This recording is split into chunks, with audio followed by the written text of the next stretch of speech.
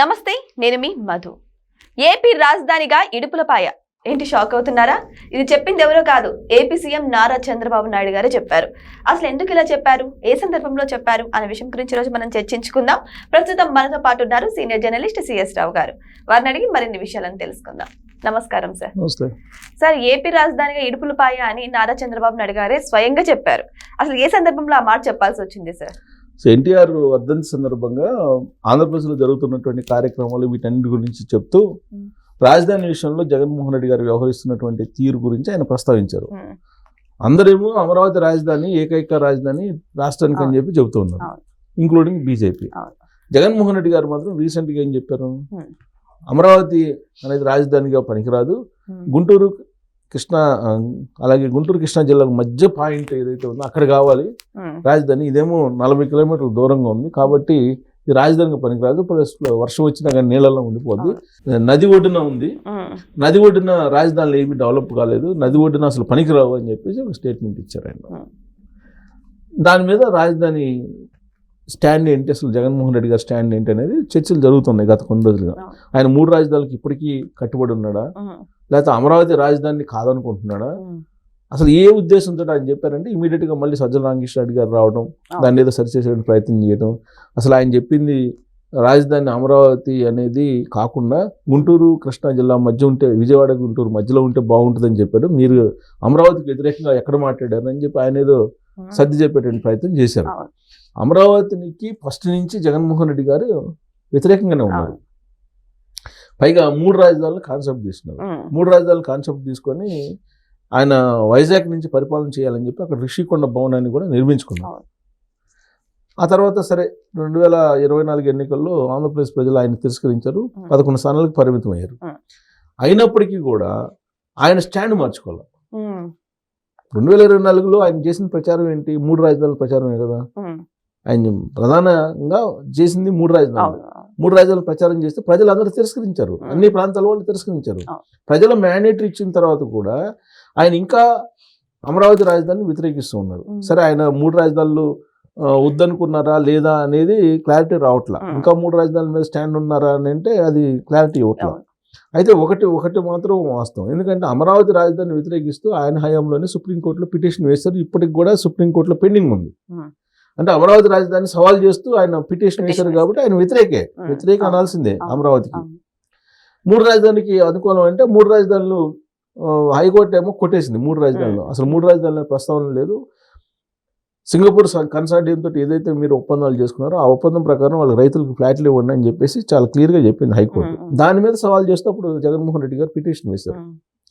So కాబట్టి ఆయన stand clear. ఆయన 3 రాజధానులు అనే కాన్సెప్ట్ తోటి ఉన్నారు. ఈ మధ్యలో కొంచెం పొలిటికల్ డ్రామాలు ఆడుతున్నారు. ఏది రాజధాని అనేది మధ్యలో ఉండాలి, దూరం ఉంది, తర్వాత నది ఒడ్డున ఉంది, ఇలాంటివన్నీ కూడా.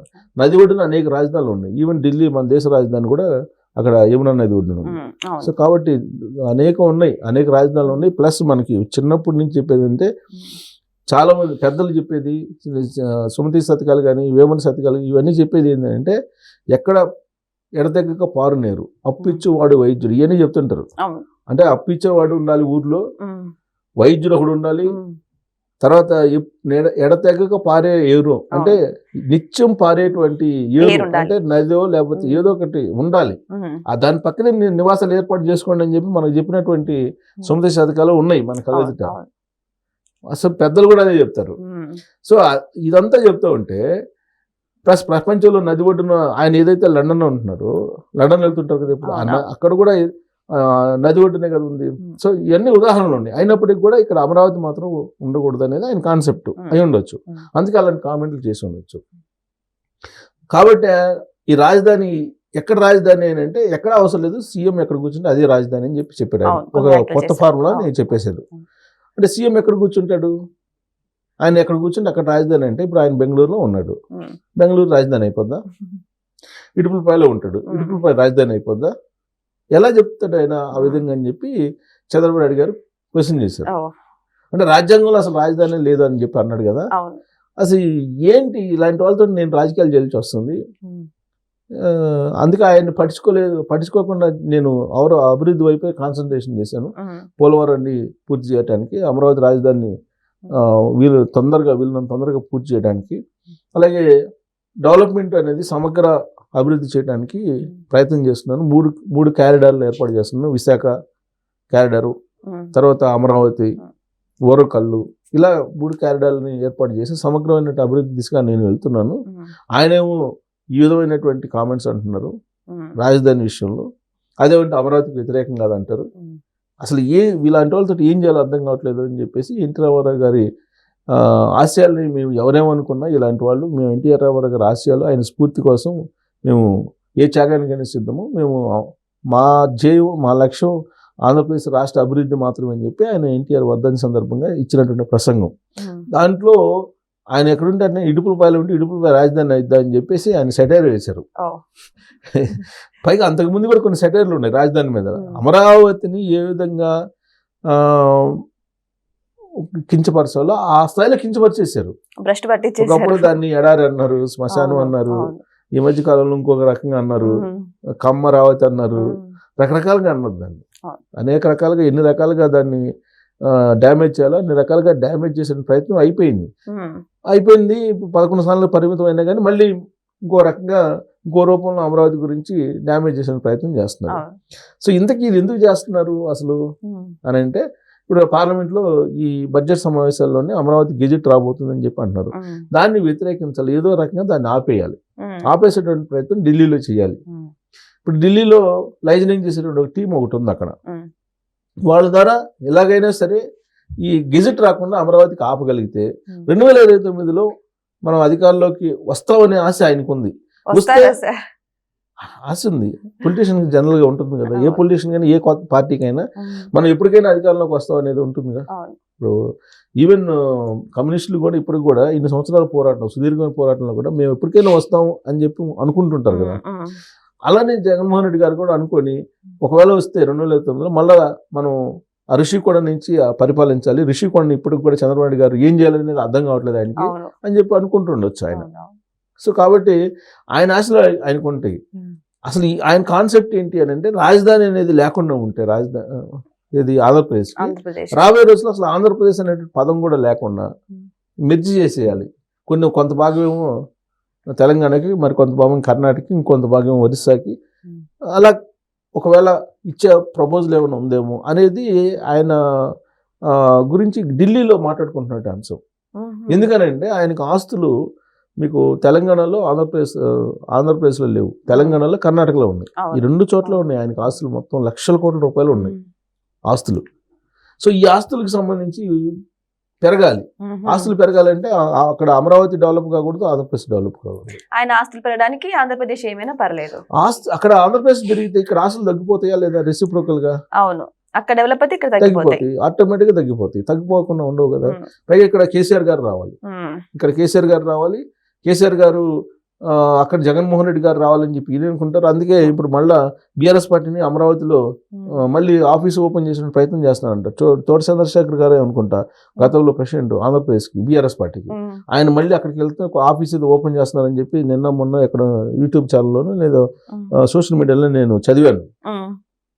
అంటే అక్కడేమో జగన్మోహన్ రెడ్డి గారు రావాలని చెప్పి ఈయన ప్రయత్నం చేస్తున్నారు. ఎవరు? కేసీఆర్ గారు. ఇక్కడ కేసీఆర్ గారు రావాలని జగన్మోహన్ రెడ్డి గారు ప్రయత్నం చేస్తూ ఇక్కడ ఆయన టీంని ఇక్కడ రంగంలోకి దింపారు. దాంట్లో భాగంగానే ఈ మధ్య కాలంలో వచ్చిన డిస్టర్బెన్స్ అంటున్నారు. ఇది తెలంగాణ గవర్నమెంట్ లో ఇది బట్టి విక్రమార్క గారు ఆ బొగ్గు గనులకు సంబంధించిన డిస్టర్బెన్స్, ఇదంతా కూడా ఈ మొత్తం వ్యవహారం అంతా బెంగళూరులో నడిచిందని పొలిటికల్ వర్గాల్లో నడుస్తున్న చర్చ. ఎందుకంటే రాధాకృష్ణ గారు వీకెండ్ రాశారు, కొత్త పలుకులు రాశారు కదా. అసలు ఏంటి అసలు వివాదం ఏంటి? IAS కి ఒక మంత్రికి మధ్యలో ఏదో ఉందని చెప్పి క్రియేట్ చేసి రకరకాల కథనాలు రాసిటం, ఇవన్నీ వెనక అలాగే రేవంత్ రెడ్డి గారికి, లేకపోతే రేవంత్ రెడ్డి గారు సచివాలయంలో ఒక లేడీ మొత్తం చక్రం తిప్పుతుందని ఇట్లా రకరకాలుగా రాశారు. రేవంత్ రెడ్డి గారి నాయకత్వాన్ని డ్యామేజ్ చేసేలాగా, లేదా కాంగ్రెస్ పార్టీని డ్యామేజ్ చేసేలాగా. దీని వెనుక బొగ్గుకు సంబంధించినటువంటి ఒక కాంట్రాక్ట్ ఉంది అని చెప్పి ఆయన రాశాడు.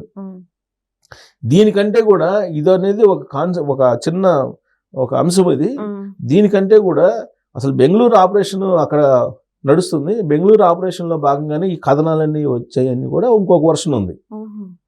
ఇప్పుడు సోషల్ మీడియాలో వస్తుంది వర్షన్, అది లేటెస్ట్ గా. ఇప్పుడు రాధాకృష్ణ గారు ఓన్లీ బొగ్గు గని టెండర్ మాత్రం తీసుకొచ్చారు. అది కాదు, పొలిటికల్ గా కర్ణాటక, తెలంగాణ, ఆంధ్రప్రదేశ్ వీటిని హోల్డ్ చేయాలి అనేటువంటి ఉద్దేశంతో చాలా ఆపరేషన్, చాలా స్కెచ్ నడుస్తుంది బెంగళూరులో అనేది ఢిల్లీలో నడుస్తున్నటువంటి ఒక పొలిటికల్ టాక్. అది ఎలా నడపాలి అని అంటే ఇక్కడ కేసీఆర్ గారు అక్కడ జగన్మోహన్ రెడ్డి గారిని ప్రతిష్ఠించాలి, జగన్మోహన్ రెడ్డి గారు ఇక్కడ కేసీఆర్ గారిని ప్రతిష్ఠించాలి. అప్పుడు ఆంధ్రప్రదేశ్ ని అసలు ఆ పేరే లేకుండా, నామరూపాలు లేకుండా, పేరే లేకుండా చేసేస్తే అప్పుడు ఆస్తులు ఇక్కడ పెంచుకోవచ్చు, ఆస్తులు పెరుగుతాయి అనేటువంటి ఒక కుట్రపూరిత రాజకీయాలు చేస్తున్నారు అనేది ఇప్పుడు ప్రత్యర్థులు సరికొత్తగా సోషల్ మీడియాలో లేవనెత్తున్నటువంటి అంశం. సరే, అది నిజమని మనం అనుకోలేము అనుకోండి. ఆంధ్రప్రదేశ్ రాష్ట్రాన్ని తీసేయగలరా అని అంటే మరి రాజధాని గెజిట్ 8 సంవత్సరాలు పడింది ఎవరు? 2014లో రాష్ట్రం విడిపోయింది. అమరావతిని అనౌన్స్ చేశారు 2016లో. మరి అప్పటి నుంచి ఇప్పటి వరకు గెజిట్ లేదు కదా. ఇప్పుడు చంద్రబాబు గారు కూడా ప్రయత్నం చేస్తున్నారు. ప్రయత్నం చేస్తుంటే మరి ఇప్పుడు రాజధాని గురించి ఆయన ఎందుకు మాట్లాడారు? అది కరెక్ట్ కాదని చెప్పి దాని మీద ఏదో సంథింగ్ ఆయన ఏదో కోర్టు గేయటమో లేకపోతే ఏదోటి చేస్తారనేది ఎక్స్పెక్ట్ చేస్తున్నారు చాలా మంది. అది ఏదో రకంగా అమరావతిని ఆపేయాలని. అమరావతి అభివృద్ధి లేదంటే ఆంధ్రప్రదేశ్ అభివృద్ధి జరిగితే నష్టపోయేది ఇద్దరు. ఒకళ్ళు కేసీఆర్ గారి ఫ్యామిలీ, 2 జగన్మోహన్ రెడ్డి గారి ఫ్యామిలీ అనేది తెలుగుదేశం పార్టీ వాళ్ళు చెబుతున్నారు. ఎక్కువగా నష్టపోయేది. సరే, అందరికి ఆస్తులు ఉన్నాయి ఇక్కడ. పొలిటీషియన్స్ కి ఆల్మోస్ట్ పొలిటీషియన్కి అవినీతి పరమైనటువంటి చాలా మంది ఉద్యోగులకు కానీ, ఐఏఎస్లకు, ఐపీఎస్లకు కానీ వీళ్ళందరికీ ఉన్నాయి ఆస్తులు. అందుకే అమరావతి ఆంధ్రప్రదేశ్ అభివృద్ధి కావాలని చెప్పి చాలా మంది కోరుకోరు. ఎడ్యుకేషన్ సిస్టమ్ లో ఉండేటువంటి వాళ్ళు, లెజిస్లేటివ్ సిస్టమ్ లో ఉండేటువంటి వాళ్ళు కోరుకోరు. ఒక చంద్రబాబు నాయుడు గారు ఏదో తపన పడుతున్నారు, తాపత్రయపడుతున్నారు తప్పితే ఆయన కోఆపరేట్ చేయకపోవడం కారణం ఇదే. సో ఏదేమైనా సరే చంద్రబాబు నాయుడు గారు చేసినటువంటి ఆ వ్యాఖ్యలు అయితే ఇప్పుడు వైరల్ అవుతున్నాయి. మరి దీని గురించి వైసీపీ ఎలాంటి ప్రచారం మొదలు పెడుతుంది అనేది వెయిట్ చేసి చూడాల్సిందే. Thank you so much. Thank you.